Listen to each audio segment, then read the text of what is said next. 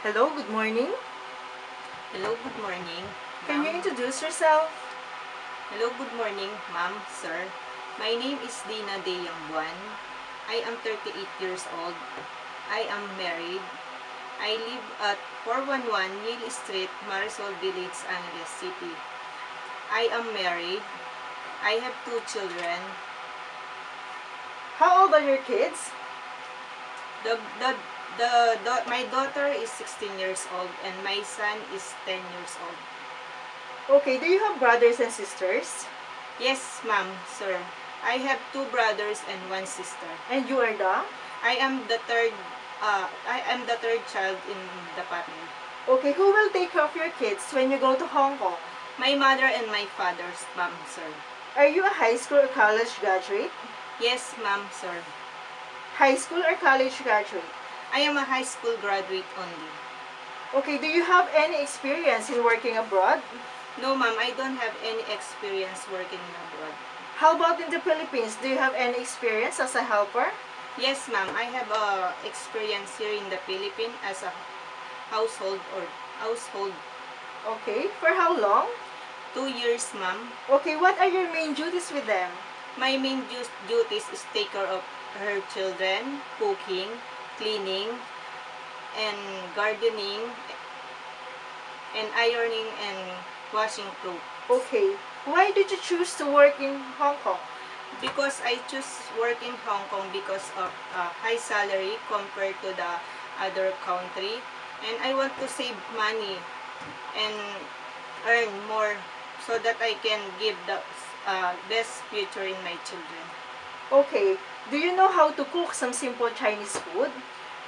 Yes, ma'am. I know to cook steamed fish, steamed chicken, chicken in sweet and sour, and chop suey. Okay, are you willing to learn more? Yes, ma'am. Are you willing to take care of a newborn baby? Yes, ma'am, sir. How about an elder person? Yes, ma'am, sir. Okay, what can you teach the employer's children? I teach good manners, right? How sorry. How I can teach good manners, speak in English, right? And sing a nursery song. Okay, can you give an example of nursery song? Yes, ma'am, sir. Twinkle, twinkle, little star, how I wonder what you are. Up above the world so high, like a diamond in the sky. Twinkle, twinkle, little star, how I wonder what you are. Okay, what kind of employer are you looking for? Nice and... That's all? Yes, ma'am. Okay, can you give a short message to your future employer? Hi, ma'am, sir. I hope you will give me a chance to be your helper in your family. I will do my best to very well to do my responsibilities and duties. And I am hardworking person and responsible. And I hope